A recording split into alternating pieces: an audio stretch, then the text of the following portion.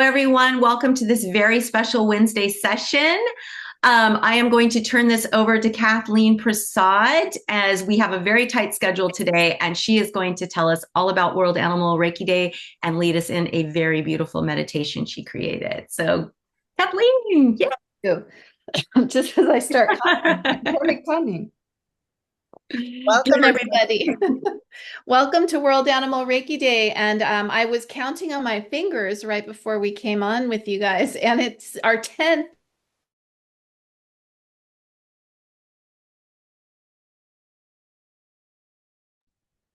I was counting on my fingers today, and it's our 10th celebration, if you can believe that, this year. So this is so exciting. And I feel like every year it gets bigger and bigger and bigger and spreads to more and more people and more countries. And we've got people from Gibraltar to Greece to Turkey to Ireland to Canada to, all over the US. We even have somebody in Maui, and it's all over the East Coast to West Coast, Midwest, everybody. It's so exciting. Croatia, yay. So exciting to think of all of us together, united in our love and respect for animals. And February 5th today is Dakota's birthday. And Dakota, of course, was my soul dog who passed away in 2008, but spent 16 and a half years by my side.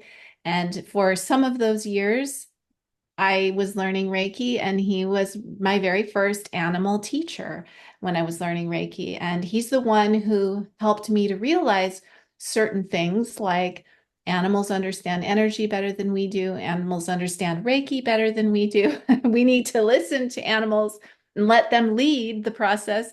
He was really the first animal to show me the way in that way. So today is a day to remember Dakota and to celebrate our all of our animal teachers. So who is your Dakota in your life? I want you to think about them today, honor them, think about the lessons that they've brought to you. And, animals, let's face it, they make us to be better people, don't they? They kind of bring out all of our best qualities, and they help us to rise above certain things when they're ill or they need something. We rise above our own fears and we get stronger in order to help them. And there's just so many ways that animals teach us about life, about healing.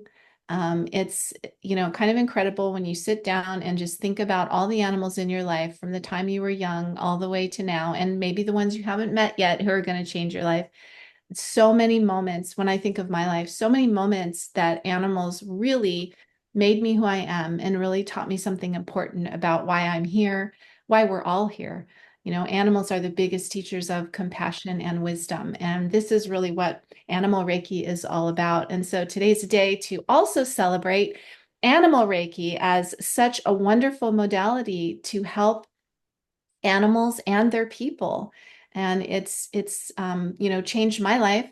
It's changed Leah's life. It's changed Nicholas's life. It's changed Kelly's life. All of us here at Sarah, everybody here actually, Reiki may have changed your life, or you could just be Reiki curious, but that's why you're here. We're happy to have you as well.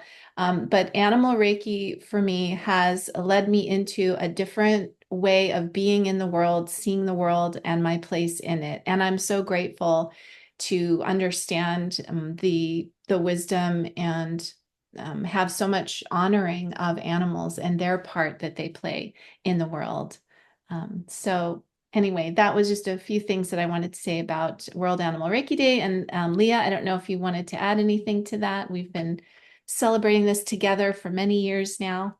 It was so amazing to hear that it's been 10 years. That is crazy.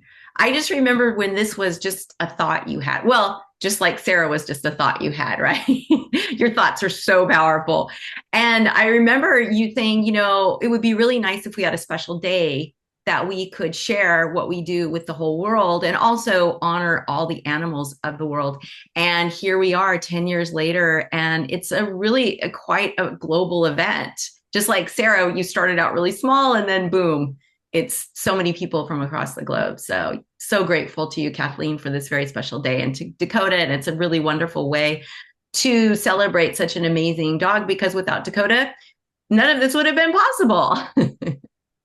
I know this little dog who was destined for I don't know what at the shelter. They only kept them for like 72 hours at that point at the shelter in Sacramento where I got him. And I went out to the mall for a pair of shoes for my best friend's graduation. And I ended up stopping at the shelter on the way back just to see if there's anything cute. And there was Dakota, who completely melted my heart instantly when I saw those bright blue eyes from this little puppy. And the rest is history. And what a legacy that little shelter dog has had for not just me, but so many people. Absolutely. I mean, it's crazy when you think about how one dog, just like you, one person has changed everything for thousands, tens of thousands of people. So, so great. So, yes, I'm going to turn it back over to you because you have something really beautiful to share. So, one of the things that I wanted to do, and I wrote this prayer years ago, it's like a prayer slash meditation. I kind of see them very similar. The World Animal Reiki Day prayer. And I wrote this because, you know, often when we think about our animals, we think about the animals in our life, and I didn't want to forget any animals. And so, this prayer is a way for us to send love and light to every animal in the world. And this is something for those of you who might be new to Reiki. Reiki is as big as the universe because Reiki means spiritual energy. So Reiki actually is the energy that everything is made of. So when we sort of hold space for animals, we could hold space just for our animal, we could hold space for all animals. So it's kind of a transcendent, expansive healing space that we're talking about when we talk about how we do animal reiki or what we think about. And so this prayer is really meant for all of us to come together to use our group, the power of the group and the group energy and the group intention to hold love and light for all animals in the world. So I'm going to kind of walk us through in the prayer different animals and just turn your attention and turn your heart and your compassion to those animals, and we'll all hold space together as we begin with the prayer. Okay, so all right, so let's go into Gasho, palms together, and let's take a moment to set our intention. We dedicate this practice to all animals, and we invite them to share the space, to feel the love and the light. And then we'll rest our hands on our lap. And let's take a moment to just get centered before we begin with some Hara breathing. So visualizing your breath as a pure and clear light. And as you breathe in, it comes in through the crown and fills your body with light, moving all the way down to the lower belly. And then as you exhale, imagine this light inside your body can expand out of every pore in your skin and into your aura and into the universe. So seeing your breath as light, breathing in the light, filling your body to the belly, and breathing out, expanding that light. Just take a couple more breaths, focusing on that light coming in and flowing out.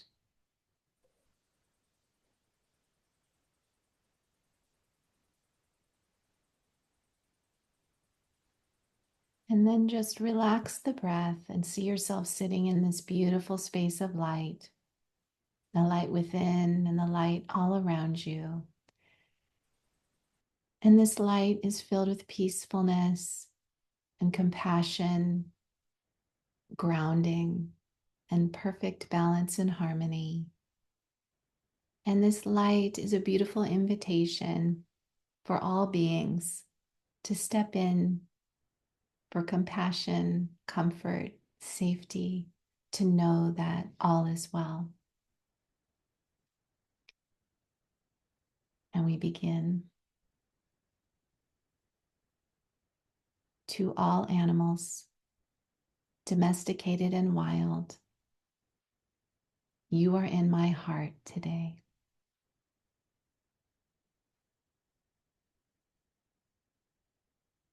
Those used merely for food production,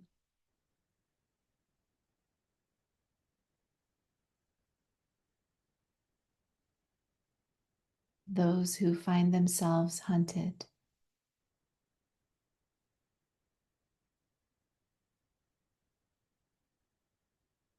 those who lose their lives in the name of science and research,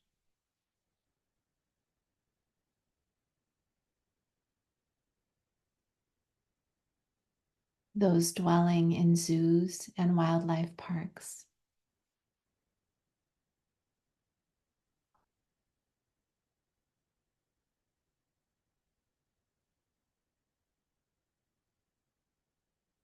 those lucky to be safe in loving homes,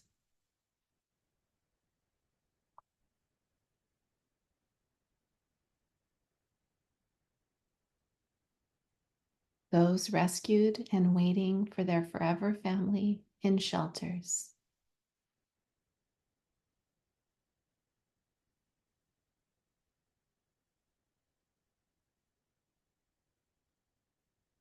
those blessed to find respite in sanctuaries,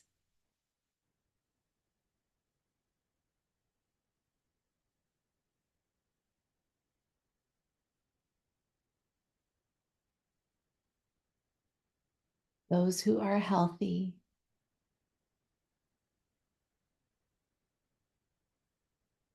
those who are facing physical, emotional, or spiritual challenges,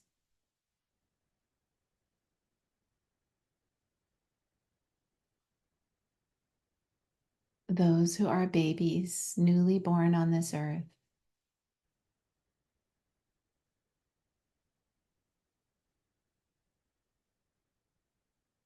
those who are in the prime of life,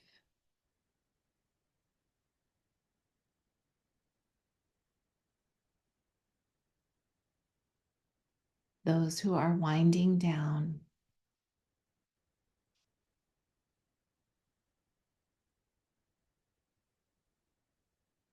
and those ready to cross the rainbow bridge.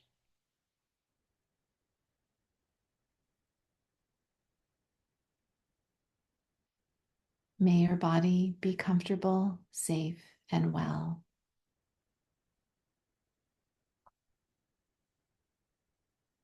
May your mind be happy, peaceful, and radiant like the sky.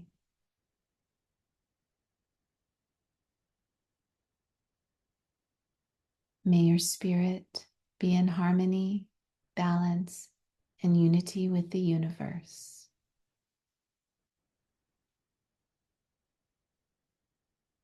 May you be respected, cherished, liberated, and free.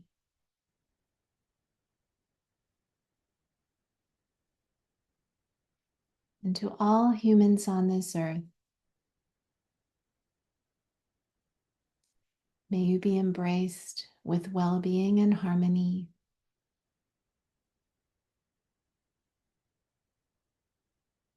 May you walk the path of grace, gentleness, and compassion for all.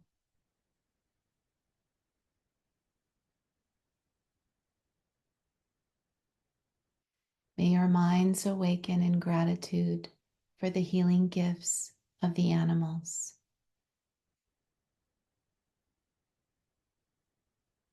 May your hearts radiate with the light of kindness.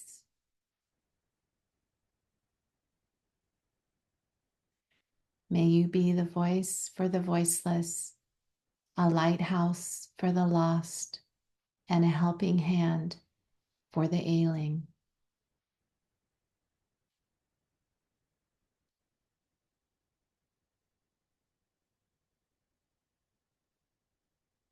May all beings live in the peace, harmony, love, and compassion that is Reiki.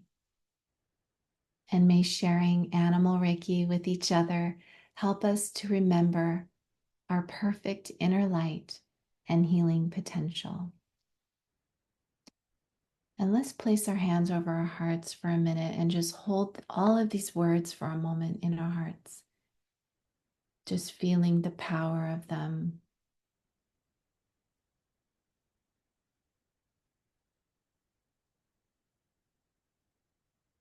And let's send them out with blessings and love into the universe, and just open your hands and just feel that energy flowing out.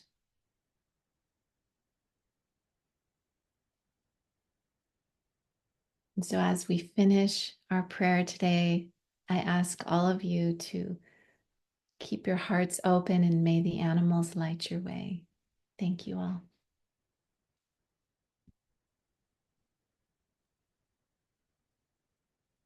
That was beautiful, Kay. That's it. That is such a moving dedication to the animals and so beautiful. Thank you so much for that. And when did you create that? Oh gosh, I don't know, a long time ago, maybe the second year Yeah. that we had World Animal Reiki Day or so. Yeah. Yeah, you're getting lots of thank yous in the chat. It's so moving and you can't help but feel tears, just tears of gratitude. So thank you so much for that. And we're on a tight schedule, so not to rip us out of that, but we have our special guest speaker today, Nicholas Pearson, and we want to have plenty of time for Nicholas not only to share what he has to share, but also for us to have a Q&A. So I'm going to do just a real brief intro of Nicholas.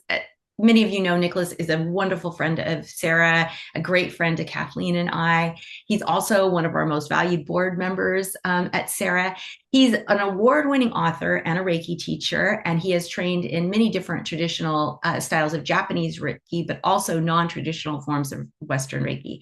He is a certified medical Reiki master and a member of the International Association of Reiki Professionals.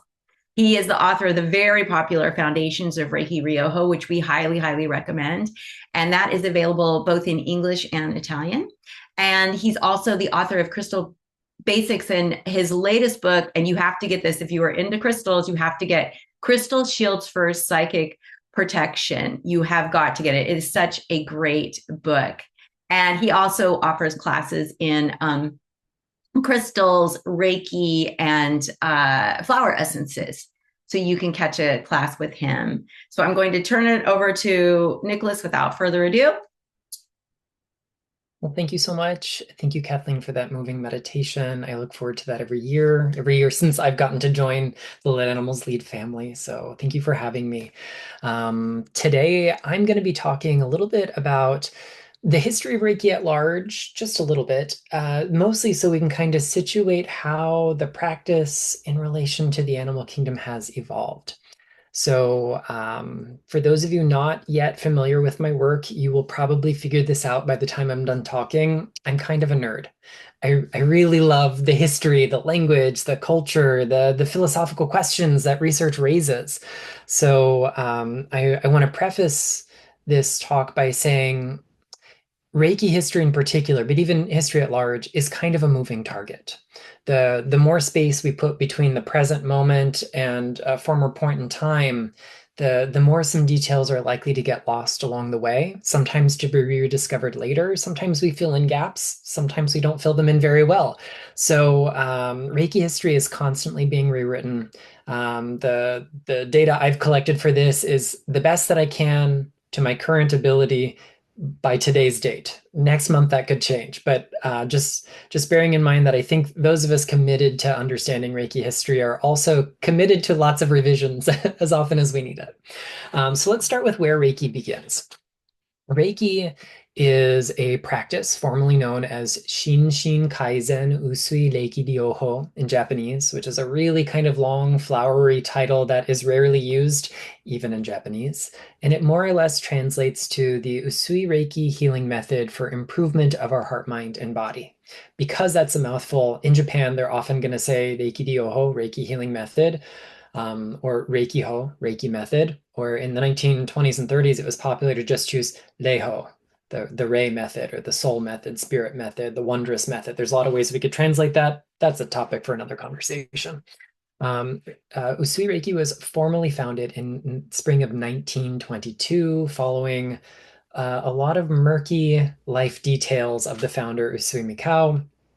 But what we do know is that failing to reach a sense of, we'll say, satisfaction with life, personal development, self-realization, enlightenment, whatever you want to call it, he embarked upon a quest to seek just that, or allegedly to die trying. We got lucky that he got there instead of just wasting away on a mountaintop, which was pretty much what he was left with, to fast until meditating or not needing to anymore. And um, he came down the following month in March of 1922 and formally conceived of the organization that he called the Usui Reiki Ryoho Gakkai. Gakkai is a word that means something like learning society or association. So the Usui Reiki Association. And we don't know too much about the specifics of his curriculum. We have some records of how that practice continued after he left the helm and continued to develop. And he uh, left this unbroken lineage that's still there, still practiced, although membership is not as large as it was in his era. It is still around, but it's also split off and branched in a bunch of different ways. We know that among the about 20, 19 or 20 teachers that he trained, one of the most famous of them was Hayashi Chujiro, who for a long time was purported to be a naval surgeon, although we know better now he was not. And Hayashi Sensei did something kind of unthinkable. He met a really charismatic student who was Nisei, second generation born of Japanese immigrant parents, but born in Hawaii in what was a territory in the year 1900 when she was born, not yet a state. And she convinced Hayashi to train her and others. And he created like an outpost of his own institute, the Hayashi Reiki Institute in Hawaii, and that contributed to the spread of Reiki. Now, in those early days, the best research shows that Reiki is actually this practice that evolved from a confluence of ideas from the North Pacific. So, from North America into Japan, Japan into North America, and Reiki is in this kind of alternating flow, this alternating current, as Justin Stein, who's a brilliant scholar on Reiki, talks about in his book, Alternate Currents. Um, so we get this mixture of ideas, but some things that I think are really helpful for understanding why there's so little evidence of animal Reiki in those early days is that the framework for Reiki was focused very much on human healing and human personal development. We see some language that's used in traditional Reiki in Japan that uses expressions like Bambutsu no Rei Totaru, which more or less means human being, crown of creation, describing our role in the universe. That kind of puts us above everything else. Similar language is used on Usui's memorial stone that kind of indicates humans are the pinnacle of things. So Usui originally taught hands-on healing for people because that's basically what he focused on. We know that Hayashi didn't outright teach hands-on healing with animals or anything of the like. However, there are some anecdotes from the early days of his students trying it out to see what would happen. Um, and one of the clearest examples of this comes from the 1930s with a woman by the name of Yamaguchi Chiyoko. Now, Yamaguchi Sensei studied Shoden and Okuden with Hayashi Sensei slightly after, maybe a year or so after Hawayo Takada did, who brought Reiki into North America and the rest of the world. And when asked about healing animals, she said, well, Hayashi never taught us this, so that's why I don't teach it. And her son to this day, Tadao Sensei, kind of follows the same logic. Well, my mother never learned it from Hayashi Sensei, and that's why we don't put it in the seminar, because their seminar is more or less a recreation of Hayashi's teachings. But his mother does share a story, or rather, Tadao records a story from his mother in his book, Light on the Origins of Reiki, where shortly after learning Reiki from Hayashi Sensei, her pet goldfish, her koi, was not swimming well, was very weak, was probably not going to make it. And so, having to improvise, having received no instruction for healing with animals, she cupped her hands and put them in the pond with the fish and kind of scooped it up and just let it kind of float there. And after the treatment, it swam with gusto. It was alive and well and happy and lived on. And she attributed that to her, we'll say, improvisatory technique with Animal Reiki in the 1930s. In Takata's era, when we get to Hawaii, there are some records in the Takata archives at University of California, Santa Barbara, um, where her like transcripts of her autobiography are, which has never been published yet. Lots of her personal effects, not just written records, but golf trophies and certificates and family photos and other kinds of things are all there. But we see that prior to the outbreak of war in Hawaii, some of her students were local ranchers and farmhands, and they very eagerly practice Reiki with animals. So this was prior to December 1941. And although Takata didn't tell them how to do this, they kind of adapted the practice as needed and reported back to her so she could share what her students were doing with other folks who had questions. Takata reports that people used Reiki with cows. Lots of cattle ranchers used it, that the animals were really eager to experience it, would come up for it, oftentimes while petting behind the ears. The animals would relax. They would have higher milk production. They would be easier to guide into pens. They ate better. Just so many things people saw firsthand with this. And so other folks working in farming communities practiced with newly laid eggs and newborn chicks and full-grown chickens. One Reiki student of hers raised honeybees and found that they were much happier and healthier. The hives were more productive when Reiki was involved. And from there, people also started to say, well, we can use this on people, we can use this on animals. What if we use it with plants as well? And so we start to see a proliferation of like vegetable farmers giving Reiki to their gardens, giving Reiki to their crops to have higher yields. And what's interesting here, we get this shift from, human being as this crown of creation. Reiki is couched in this kind of very mystical, wondrous, numinous language. When Takata is having to bring Reiki to communities that maybe didn't primarily speak English, she had to adjust the way she described it. So Reiki becomes, rather than this mystical force that's in the universe, to universal energy. And shifting the way we describe Reiki, we gloss the translation of the term Reiki into universal life force also shows us, well, if it is universal, then can't everyone partake of it? It's not just for humans at this peak of all of the order of things in a spiritual hierarchy, but it's for everyone. And that opens the door for what we would eventually come to know, but I'm getting ahead of myself. When we look through the extant literature in especially English, because that's what I read most fluently, in the early days post Takata, we don't see too much about animal Reiki. It's not a whole lot of how-to guides. It's maybe you can also use this with animals, or so-and-so use this with animals. And it doesn't get a lot more detailed than that until about the mid to late 80s. And then we start to see maybe not Takata's students of 23 or more Reiki masters, but their next generation of students who are beginning to report their experiences. One of the earliest and most important records that I could find comes from a very old school book called the Reiki Handbook. This was published in a day when nobody had yet thought of that title, so it was very original. And that's by Larry Arnold and Sandra Nevius. And they were two students of one of Takata's earliest Reiki masters, a woman by the name of Virginia Samdal. And they devote a whole chapter to Reiki for pets and wildlife. They do emphasize a lot of hands-on treatment, but they do, we'll say, leave the door open to respecting animal agency as much as possible. And they tell us to watch for signs of an animal accepting or rejecting Reiki.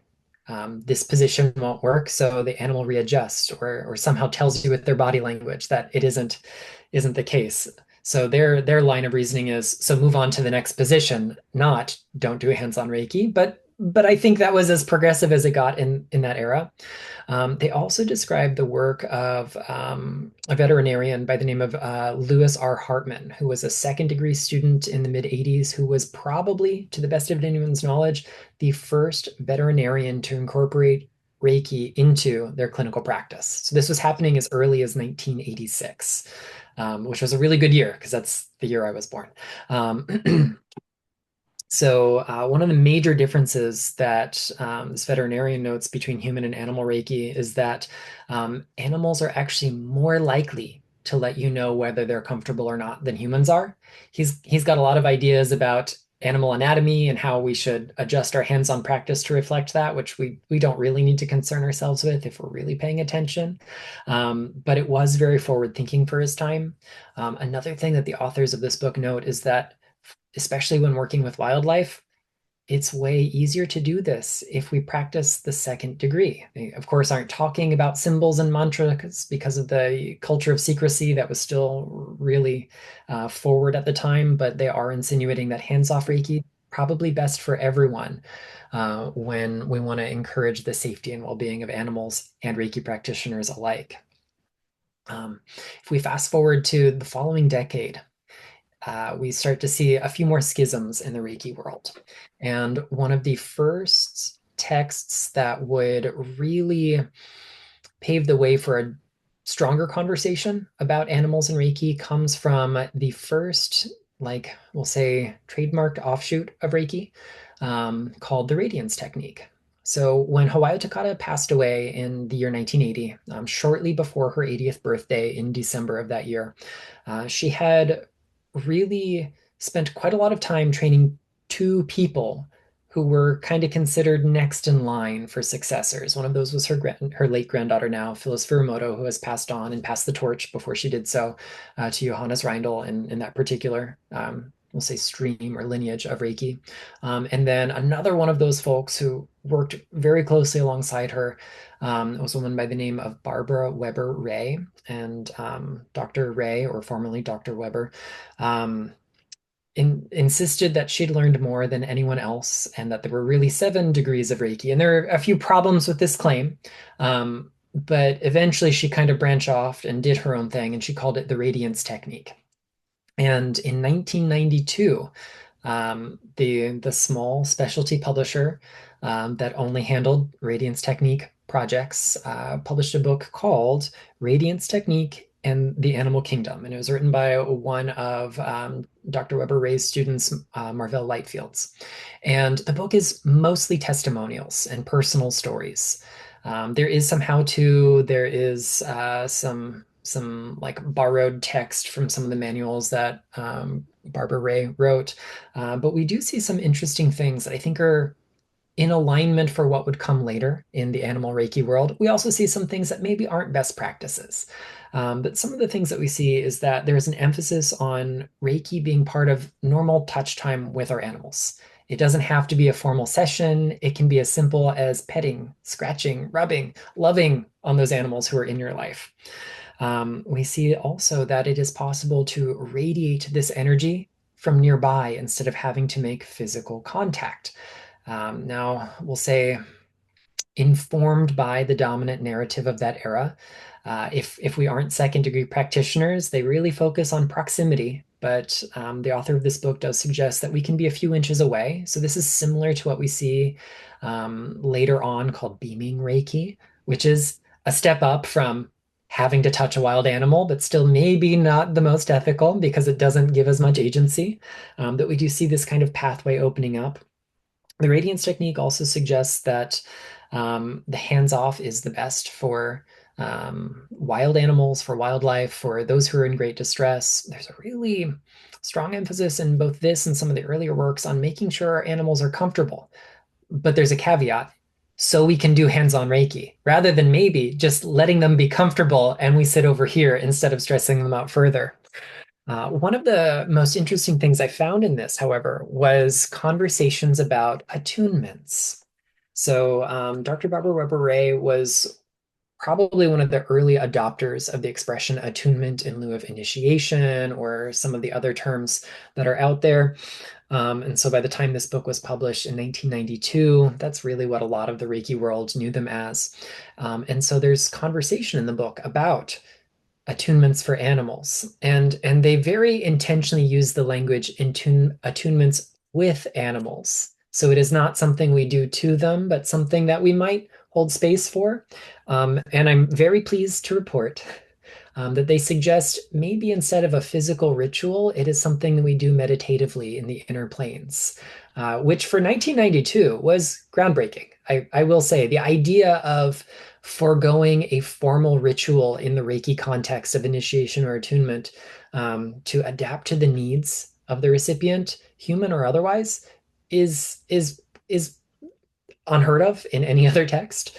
Um, but there are a couple of meditations in the book that I think are very in alignment with some of the things we practice in the Let Animals Lead method. And although I'm not a formal student of the Radiance technique, at least not yet, having looked through a lot of their literature and practices, it is nice to see that there is space for adaptation.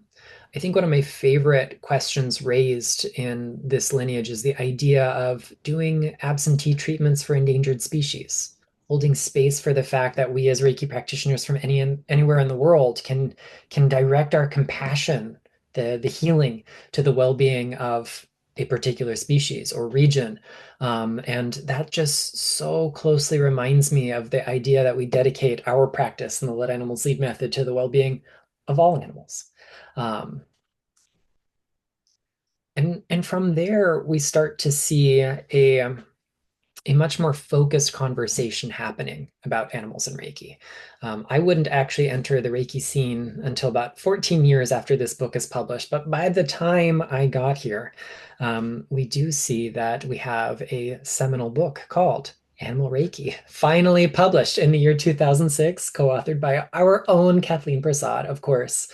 And this is really groundbreaking for a lot of reasons because more than anywhere else in Reiki canon, it focuses on consent. Do the animals signal permission, not just to lay our hands here versus there, but to share this space with them at all? The focus on adapting the needs of the practice to meet the well-being of animals, to also prioritize our own safety with wildlife and animals in sanctuaries and other situations is really important. Clearly elucidated signs of animals accepting Reiki didn't really appear anywhere in print, even if it was suggested animals could give us signs. They don't tell you what they look like in earlier books. So this is a really big deal. It's quite an important book. It's lavishly illustrated. It does something that no other book has done. And it also reminds us that if we start to look at Reiki through this lens of the universal, then maybe it's not all about us as the practitioners, which takes us into the development of the Let Animals Lead method, where we are just doing that, letting animals lead. Now, I'm sure most, if not everyone here on this call is already familiar with our practice, so I'm not going to go into a history of the Let Animals Lead method. You can check that out in Kathleen's books or in the manuals that you use or sign up for a class. I will tell you, as someone who came in as an outsider, they're wonderful and I love them. But it is through the kind of pioneering methodology and the underlying traditional philosophies and praxis that drive the Let Animals Lead method of Animal Reiki that we now see a proliferation of Animal Reiki in the world at large. No two practices are identical. No two systems necessarily approach it the same way, but we are starting to see more and more conversations about animal autonomy, about the wisdom that animals bring as collaborators and teachers in the process, rather than just as the clients in a Reiki session. And none of that would be happening without the Let Animals Lead method. So now there are so many schools that you can choose, a la carte. But here we are, celebrating World Animal Reiki Day through the collective efforts of Kathleen and the team at Sarah and the community of Let Animals Lead Reiki practitioners and teachers and enthusiasts around the world. So that's my short version of Animal Reiki history for us today. Thank you so much, Nicholas. That was amazing. And, it's really emotional when you think about how Kathleen started Animal Reiki, this version of Animal Reiki, when she came out with her book. And, I've never really heard anyone explain that, it really was groundbreaking. It was something that wasn't out there. And she's doing this just based on what the animals were showing her. And even that book has things that we don't practice now, but at that time it was completely groundbreaking, and it still is. It's still an amazing guide. A lot of the principles that are in that book are what we use today. And so I just have to take a moment, sorry, and just recognize Kathleen and how groundbreaking her work is, and just what she has done for Reiki with animals. She took something that was just an idea, maybe mentioned, some people maybe had dabbled in it, and she's taken it and made it a complete system that honors the agencies of animals. And so, Kathleen, I would just love for you to pop on, so because I'm gonna lose it. Aw. Well, gosh, Nicholas, thank you so much for putting all that together. And a lot of that stuff I had never heard of or known. And it's so amazing to think about, how things progressed and how it began, because like you said, just really focusing on people, and then how did it first start and begin. And now so many people practice it. It really is widely accepted. But I still remember in the beginning days, when I was writing my first book, my Reiki master at the time told me, "Oh, well, animals is not a thing. It's not a thing. It doesn't count, you know." Because I want to I had to do number of hours and a bunch of case studies for my human training. And could I do some animals? No, they don't count. It's not, Animal Reiki is not a thing. And so I remember really having to step into going against the norm to write that book, and being really nervous about it and afraid of how it was going to be accepted or not accepted. But now it's so, normal in the Reiki world, at least, right? So it's amazing to think of how I've been doing Reiki for 27 years. And in those 27 years, it's really changed for animals. And I'm just so grateful to all my animals. I would not be doing this if it wasn't for Dakota as my first animal teacher, and all the ones that came after to really show me, you can't do it like this. Yes, you should do it like this. Or let me teach you this about life. Or let me teach you this about death. Just all the lessons brought me here. So I almost feel like I'm hearing a story about someone else when you're telling the story about me, because I'm like, it doesn't, when you're going through it, it doesn't feel, it felt like I was led, not that I am leading. Does that make sense? So, but thank you. I learned a lot. My pleasure. And this kind of reminds me, I think, of the moral of the story. Um, every person we can name in Reiki history is just some person out here doing the best they can, we hope. And one of the common threads that I see in every iteration of what animal Reiki practice looked like earlier than today is trial and error, learning from the animals, observing, and that's really what it's about. Now we have better language, we have better tools, we have better case studies of what that looks like, and it's because people before us listened, and or in Kathleen's case, because she listened, and the rest of us could learn by her example, and that's just so inspiring. And as someone who came into the animal Reiki world, I won't say without interest in animal Reiki. Of course, I shared it with animals in my lives, but certainly never thinking it was going to be a large focus. Um, Learning to adapt our practice for animals is also imperative when you show up in places like intensive care and cancer wards, when someone is having a crisis out in the world, when you are having a bad day. Those same principles are so life-changing. And I can, in no uncertain terms, I can promise you that the Let Animals Lead method has changed my Reiki practice, and the way I've been able to show up for other people. So thank you. Thank you for bringing this community together. I think that's such a great point, Nicholas, that you know, on the surface, the let animals lead method, it seems like, oh, this is just for animals and this is the way you are with animals. But I cannot tell you how many students who are, you know, because I teach the Animal Reiki for Reiki practitioners class. So all of my students have Reiki experience and how they say, wow, this has changed how I offer Reiki to people. So it's really what Kathleen has created.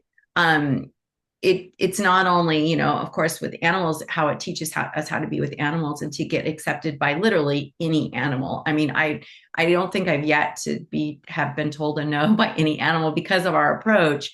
But also when we're with humans, I think it really helps us be in a more compassionate and less judgmental state, because of how Kathleen teaches us and what she's created. And really, I mean, Kathleen, I'd love for you to unmute for a moment. It's just all the thousands. I mean, I remember when you and I were working on what's become your new manuals, and this was years ago, when we were just starting this idea, and we were talking and we were realizing, my God, you have spent thousands and thousands of hours with thousands of animals, right?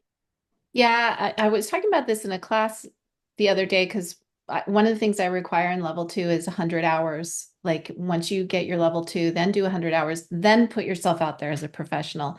And so they were, you know, some of the students were like, oh, that seems like so many hours. And, you know, I'm not sure and everything. And I'm like, well, this is how you build your understanding because, and I also say, don't just do 100 hours on your golden retriever.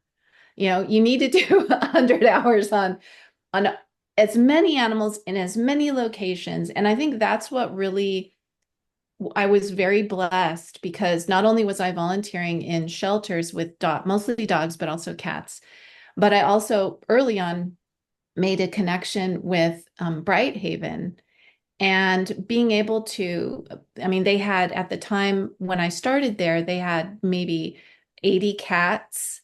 And then, you know, that grew into a bunch of farm animals and 25 horses. And so goats and chickens and ducks and pigs and, you know, cows and, you know, all kinds of animals there. And then making the connection with the Care Foundation in 2011 and doing Reiki with alligators and monkeys and, you know, parrots and bears and wildcats, tigers, lions, whatever, ligers, I guess. All those animals that I would not, if I had not had those experiences and thousands of hours, I don't know how many, I hit 10,000 hours many years ago. I don't know how many hours I have now with animals, but it's not just the hours. It's like the universe offered as a gift to me so many species in so many different scenarios that I think that's also what shaped my understanding too, if that makes sense, you know? So I'm really grateful to not only have really focused on the hours and the practice and really, because I love it so much, but also having the opportunity to spend many, many of those hours with animals that most people would never even meet in their life. And I'm then getting to learn Reiki from them. It's really a reason why the Let Animals Lead method is shaped the way that it's shaped. And so I'm really grateful to all the animals.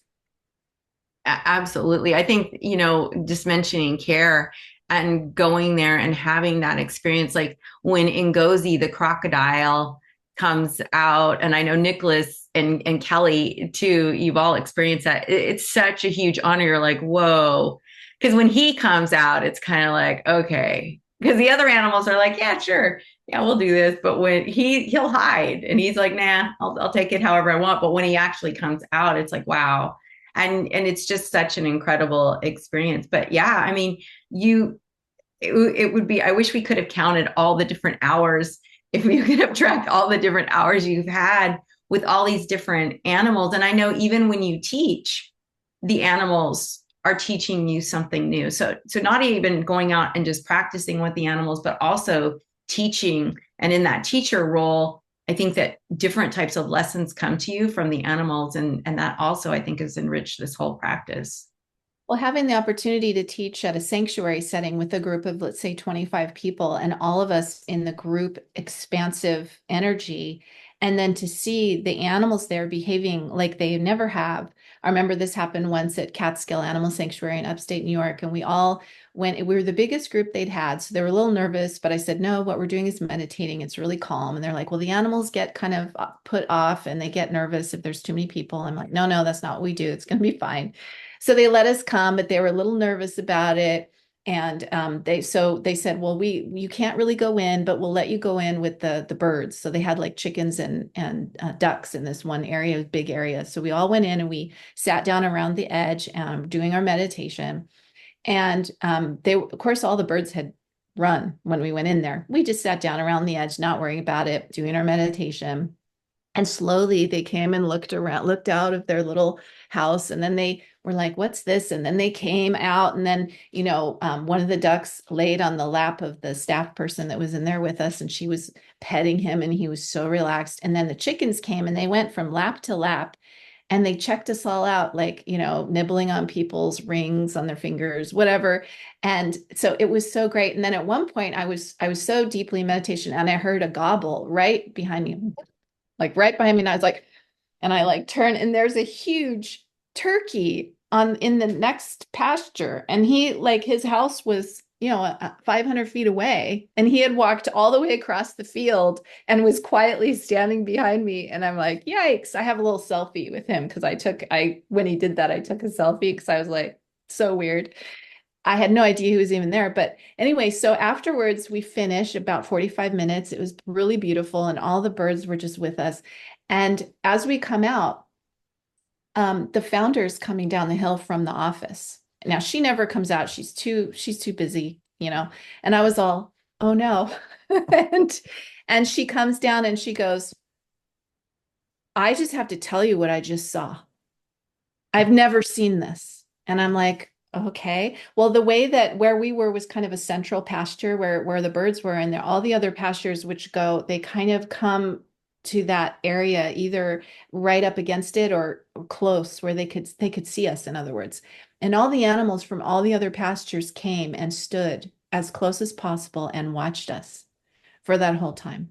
And she said she couldn't. And she goes, I don't know what you're doing, but keep doing it. And I just felt so honored because we had gone in, they'd been a little nervous about it. And like, I was just going to upset the animals. And then after that, they're like, you can come back anytime. The animals love it, as many people as you want. It was like, they were just so happy with what we were doing. And that was and of course, in that moment, I never would have known that had she not been watching from the office and come and told me. I would just have been like, that was a great meditation with the chickens and the turkey came over. That was my experience of it. So it's always bigger than we think. That space spreads out always farther than we think.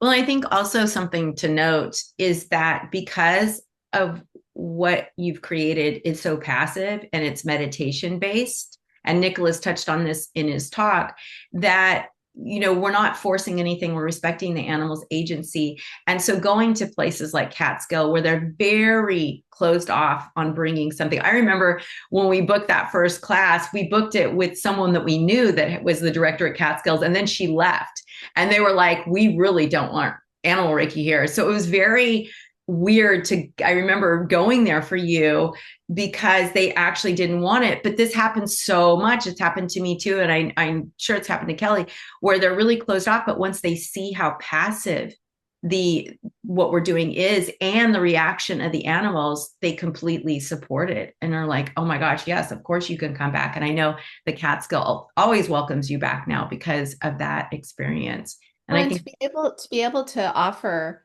this to animals who've been traumatized, like all the animals in sanctuaries come from deep trauma, abuse, neglect situations with humans. They don't trust people. And the staff there is so intent, like they will never be traumatized again. Once they come onto our property, they are respected, they are listened to, they're seen and they're safe. And so they're very, very protective. And so I love the fact that because this method is really based on all the shelter animals and the Brighthaven animals who were hospice special needs animals. It's so sensitive to that I never have to worry. I can go I can bring 25 people with me to a place with a bunch of traumatized animals, and I won't worry about it. I'll be like, no, no, we'll be fine. We'll be fine. Don't worry.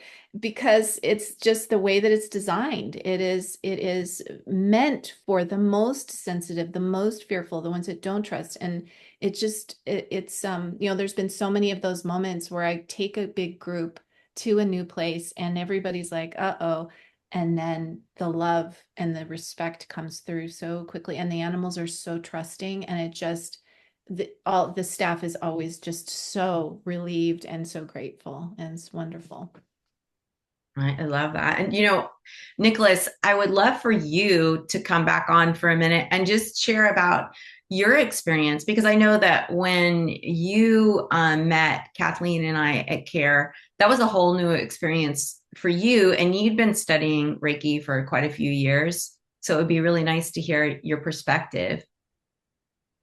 Yeah, so I got a chance in, I think it was February 2020, right before things happened. And we got to spend a day together at the Care Foundation here in Central Florida. And then I came back for the Animal Reiki's Gone Wild class there, which was just such a great experience of Reiki as flexible meditation. That was probably like my first like proper experience of the Let Animals Lead method, although I, read the books because I'm very studious. Like I said, I'm a big old nerd. It's another thing to put it into practice and to put it into practice in the field.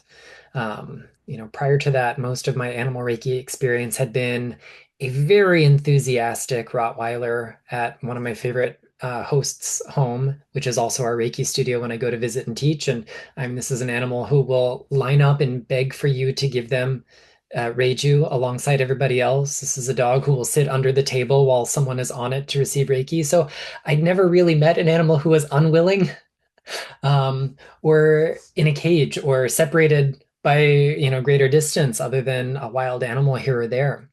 And I think the common experience a lot of us have at CARE is how quiet it gets when we meditate. The birds are always squawking, the primates might be howling. There's just so much going on. But when we, especially as a group, come together to practice these techniques, whether it's as simple as hard breathing, or anything else, the healing bridge meditation, when we do our symbol chanting and mantras, when we practice Reiju in this space, it is so wonderful. And then to like have that tangible experience that you can carry with you in the world fuels your practice, because now we know what that feels like. We know that it is possible. It also takes away the notion of placebo, because animals aren't signing up for a treatment, right? They're just proximal to us, so they haven't decided Reiki is good for them, and so they're going to experience it that way. And that's been like wonderful for the human Reiki side of it as well, because it gives us greater evidence of what Reiki as a spiritual practice can offer in like real life and in real time. So, I've taken all 3 degrees with Kathleen. I have shown up at CARE to co-teach with Leo once, to be a fly on the wall a couple of times. So it's definitely a really important part of my Reiki foundation these days. Wonderful. Thank you so much, Nicholas. Well, it's really gosh, Leah, we've traveled all over the world and met so many amazing people, and some of them are extra special, like Nicholas. Absolutely. Absolutely. Nicholas is such a great friend. That was a really fun trip that one time too, because Rocket, the raccoon, who has sadly passed away since, loved Nicholas's water bottle because it had crystals on the bottom. And he wasn't going to give that water bottle back. That was the funniest thing. Because, we were in this beautiful space and everything was calm, just like Nicholas had said. And that just was really funny that he took that. And Nicholas has some funny experiences that happened to him in CARE, like with the little squirrels too. And Stephen, there's always something fun that happens at CARE. I know also, Kathleen, you know how like when we get quiet, and I think Nicholas, I know Kelly's experiences too, everybody's so quiet. The property's so quiet. Then the buzzards come out and they start circling like something must be dead because it's all quiet down there. Nobody's moving. So it's really quite an experience. But I just want to thank Nicholas. Now, I didn't see any questions. I know that Kathleen, there's been a few people who have said, like Linda here, is that they were part of that Catskills when you were being. Oh wait, I was part of a group that visited Catskills shelter when we were being ordained. Oh, okay, you may have led the way for us. That was Linda, but there were a couple people here who, like Diane, who said they went to Catskills, and Karen Spinelli as well, and what an incredible experience that is. And then Deanna, the Care Foundation is a really special place. Yes, Deanna's been there at least once, maybe twice.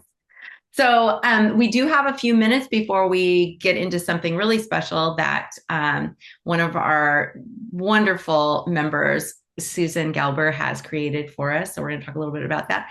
But Nicholas, I didn't know if you want to say anything more in closing, or Kathleen, before we move on to that. Well, I'm just really grateful for this community. Like, this community really came from all of us loving animals, wanting to do better for animals, really caring about their welfare. And I really see our community as animal advocacy, but just from a spiritual perspective. And it's wonderful that with technology that we're able to find each other, to be together, and to enhance the energy, to amplify the energy of love and compassion and healing and uplifting the animals as our teachers, really honoring them.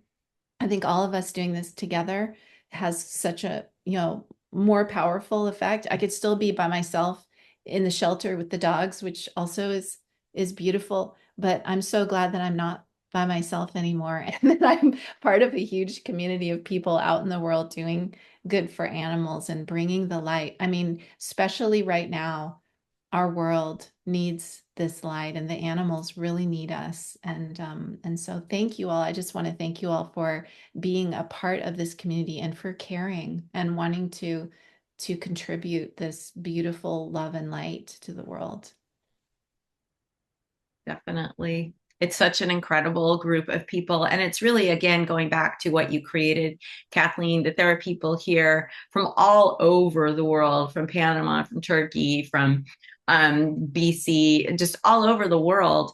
And yet we're all here for a common love of animals and the desire to help support them.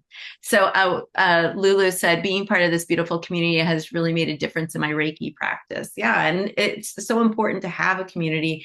And I know that, like Kathleen, that was one of your driving forces, right, in creating Sarah and even creating World Animal Reiki Day, to bring people together of any lineage and any love of animals and bring them together at this common thing. And I don't know if you want to comment on that.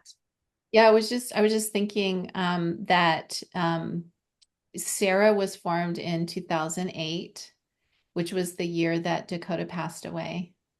And I really felt that I needed to create a legacy for shelter animals, and this practice specifically, because of Dakota.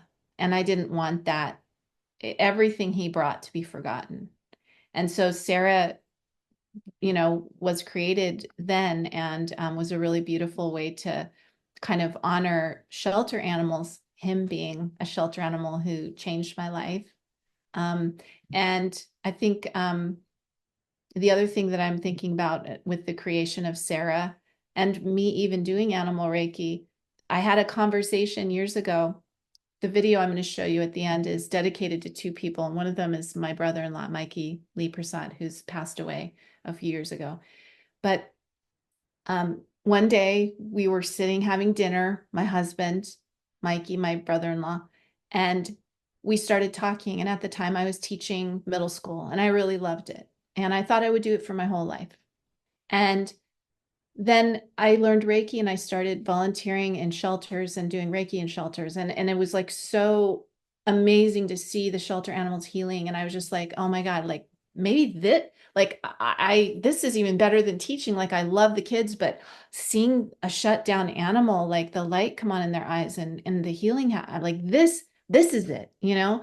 So I was talking to, about this and going, I really love Reiki and I love animals so much, and I love teaching. And I was just kind of talking about this. And I remember, I'll never forget it. Mikey goes, well, why don't you do animal Reiki? Why don't you like teach animal Reiki? You love to teach, and I go, because that's not a thing. Like nobody teaches animal. That's not a thing.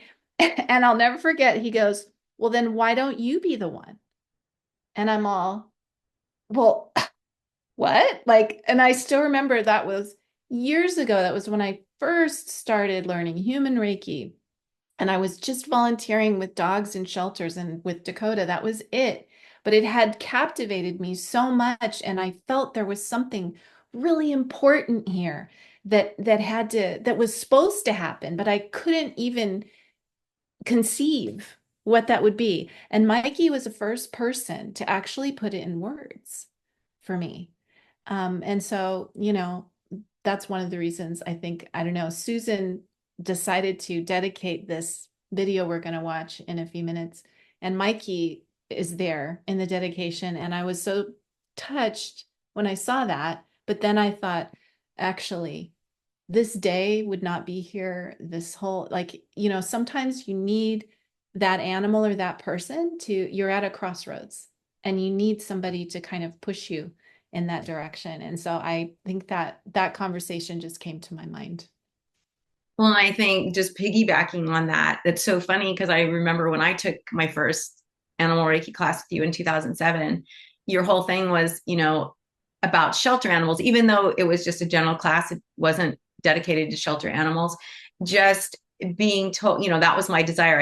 I want to go help shelter animals. I don't know how. And you said, you can do this with shelter animals. And in fact, you gave your story about how you were doing it and how fulfilling it was. And you said, if you don't do it, who will? And I'll never forget that. I know that Kelly heard the same thing and taking a class from you as well. And it's so true. And I love seeing some of these comments like Deanna, who's been with Sarah for years and years. I mean, I consider a founding member. She said, I absolutely love sharing Reiki at the shelter and sanctuary for horses and hooved animals using the LAL method. And I know that she also does regular dogs and cats at the shelter. And I think that really this method and Sarah really help empower people to then know how to be with shelter animals, right?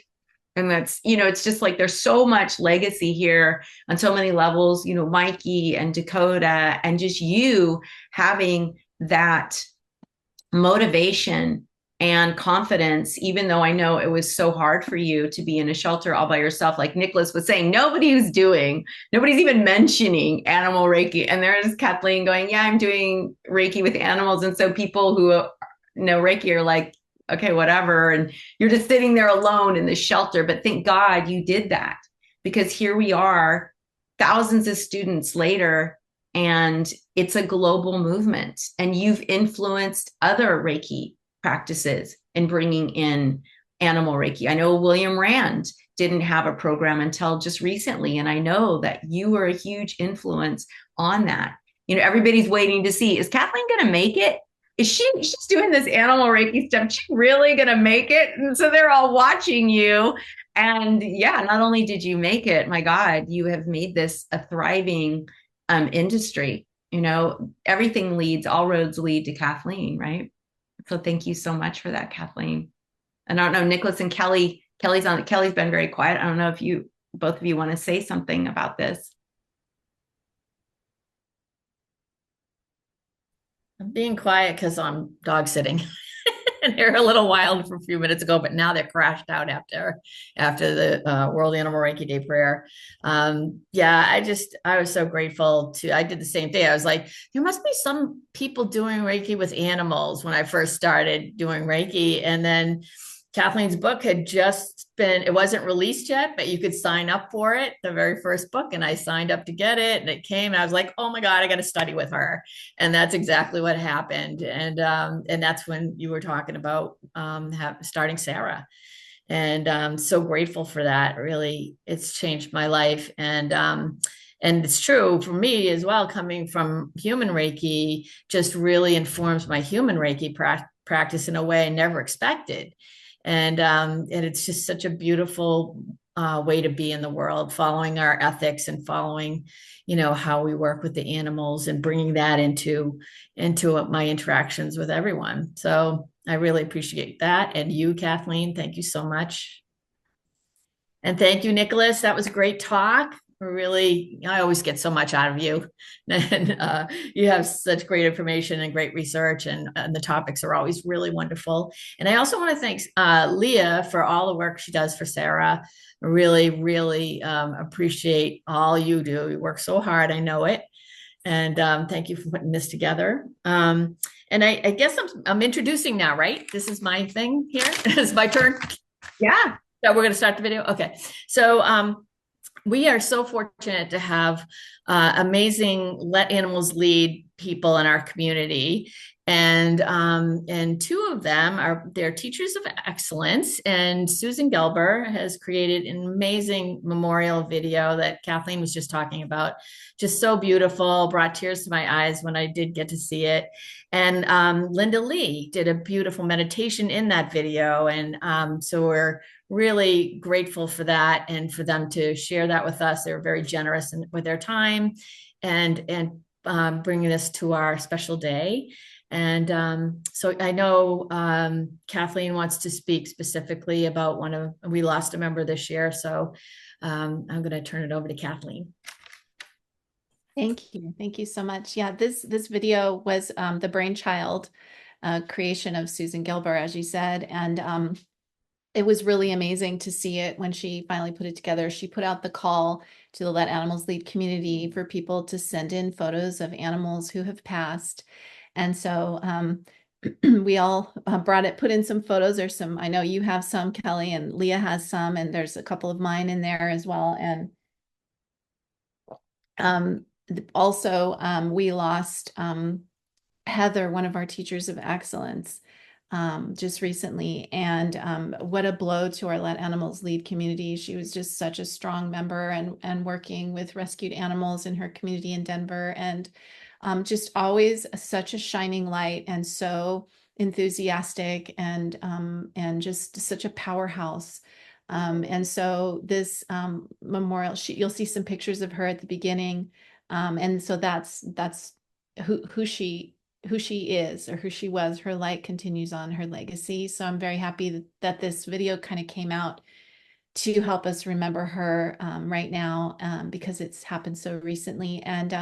And then also remembering Mikey and his part. I don't think he ever meant to be such a huge part of the legacy of Animal Reiki, but he is, because he's always been so encouraging of me and my crazy ideas. So it's dedicated to him as well. And so you'll see then just many, many animals from our community. And today is such a wonderful day for us to remember all of our animals, the ones here with us now, but also the ones who have passed on. And so I hope you really enjoy this beautiful video. So let me share my screen. And thank you to everyone who contributed to this.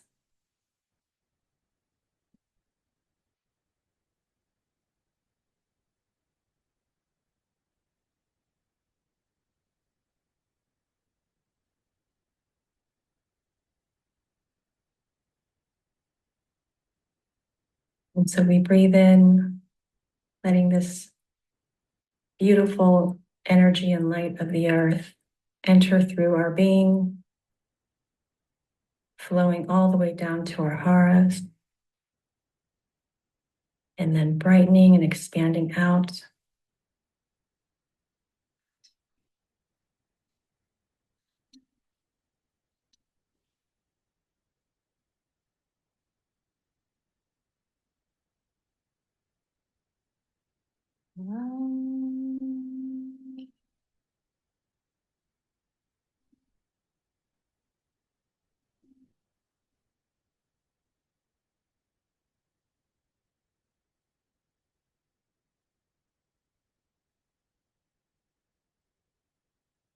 As the light expands out, feel free to invite any of your animals in your family, loved ones, out in the wild, all beings on earth, all beings. And we can invite them into this space of all is well, knowing that we breathe along with them right now in this moment. All breathing together in this earth energy, no matter where they are on this planet or beyond. We are all here in this moment. And as we really settle into this stillness,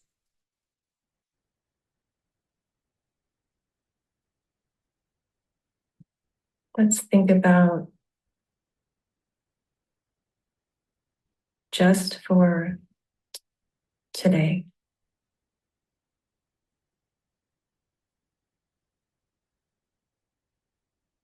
Just those 3 words, just for today. And sometimes today seems like a lot. So feel free to even start with just for this moment.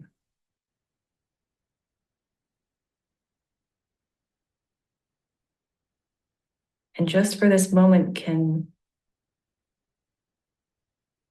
be a wonderful way to create an energetic extension to the rest of today.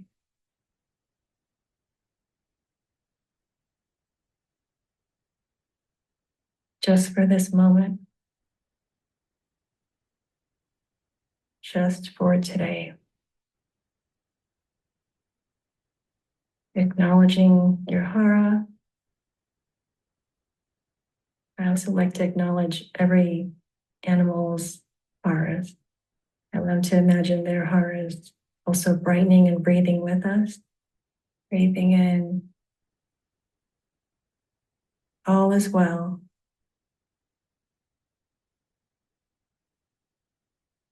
Sometimes I imagine all is well as the sky in my mind.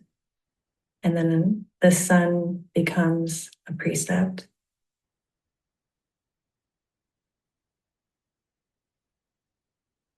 So the sky is all around, all is well. And the sun shines, do not anger. Breathing in.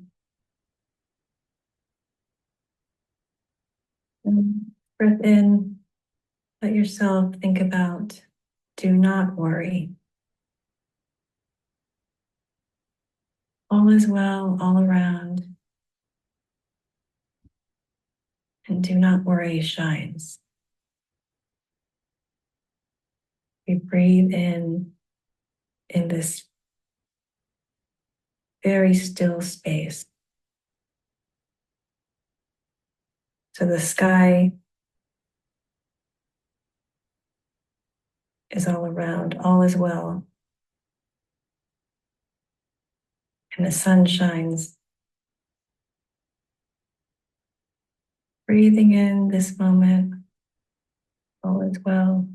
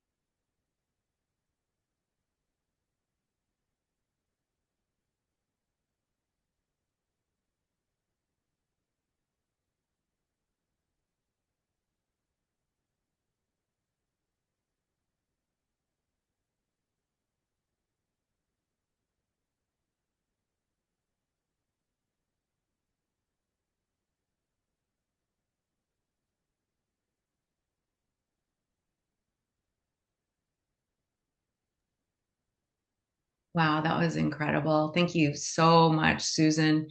That was such a work of love. And I know that that's not easy. And you just did such a beautiful job. And thank you to Linda for her beautiful meditation. Yeah, people are, I'm in tears. Beautiful. That was Wilma. That was absolutely beautiful. I'm in tears. Yeah, I think a lot of people are in tears after that. Yeah, Judy. That made Judy tear up. So special. Yeah. Oh my gosh. Thank you so much. Yeah, thank you to Susan and everyone who contributed their photos, their animals, their energy. It's again the beauty of community coming together. And if it wasn't for Leah being my partner in this, Sarah would literally not exist because I didn't believe it could happen.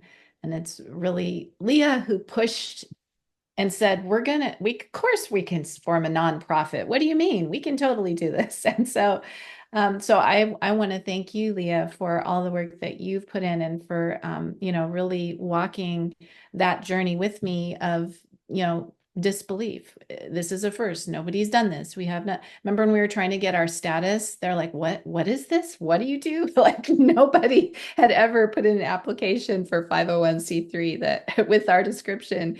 And you would never give up. And so I just really appreciate you for being there and walking this path with me all of these years. Well, it's been such an incredible honor. I guess being bossy does come in handy sometimes. Everybody who knows me is like kind of laughing, going, "Yes, she is very bossy." And Nicholas, I can see Nicholas going, because he's been the subject of my bossiness too. But yeah, I mean, it's just been such an incredible journey, and I just love how the animals really bring us all together. Our love of animals is really what keeps us going. It keeps us doing what we do. I know that for Susan and for Linda and everybody that's contributed, it's our love of animals. And thank God for you, Kathleen, because now we have a really wonderful way to help support animals and show how much we care and love them. So yeah, thank you. So the power of community. So if you are not already a member of Sarah, then you can join us, whether you've studied with us or not. You can join at a different level, depending on. And if you have not studied the Let Animals Lead method, I hope today has sparked your interest, and perhaps we will see you in a future class. We would love you to be a thriving, bright light in our Let Animals Lead community. Thank you all so much for being here today and for everything that you bring to the world for animals. I am so grateful to be part of this community. And a big thank you to Nicholas. I mean, that was such an incredible talk. I'm so grateful you're a nerd because everything you shared was so like, oh, wow, never even heard that. And Nicholas is coming out with a new book, you guys, on Reiki rituals, and he's going to do it from all different lineages. And I am like, so excited. That's where my bossiness comes in. I'm like, Nicholas, you got to do this. You got to do this. This is going to be the book of the century. You got to do this. So Nicholas, please unmute. And Kelly, I know that you want to say thank you too. Yeah, I do. I just want to thank everybody for being here and sharing this beautiful day with us that we've got going every year, and just so much love and compassion here. And again, just thank you to Susan and Linda for the incredible video that made me cry. And thanks to Nicholas again for the talk, and Kathleen for getting us all on this path. Just an amazing journey. And Leah, as always, all your hard work. Yeah, from the bottom of my heart, thank you to everyone, to our Sarah board and team and community members, to folks who might be new to the Let Animals Lead fold or just Reiki curious. We're so glad to have you. And if you appreciate my particular brand of nerddom, I also do a free Reiki share every month. I've got one coming up this weekend. Come join me. Pick a different topic every month, but I try to cultivate this kind of community space there, and I'd love to have you. So just thank you for letting me be part of this. And we will definitely share that in the recap on Friday. Your Reiki shares this Sunday, right, Nicholas? Yes. Okay, yeah, perfect. So there'll be plenty of time. You can sign up, and they're free and they're wonderful. And it's a great way to support your Reiki practice. And even if you don't have any Reiki experience, it's just a really fun way to dip your foot in. So thank you so much. Thank you, Kathleen. Oh my gosh, this has been an amazing event. Thank you all for coming. And yeah, I'm going to give it to Kathleen for the last words. Blessings to all of you. And remember, may the animals light your way. Happy World Animal Reiki Day, everyone. Bye, everyone. Happy World Animal Reiki Day. Bye. Bye, everyone.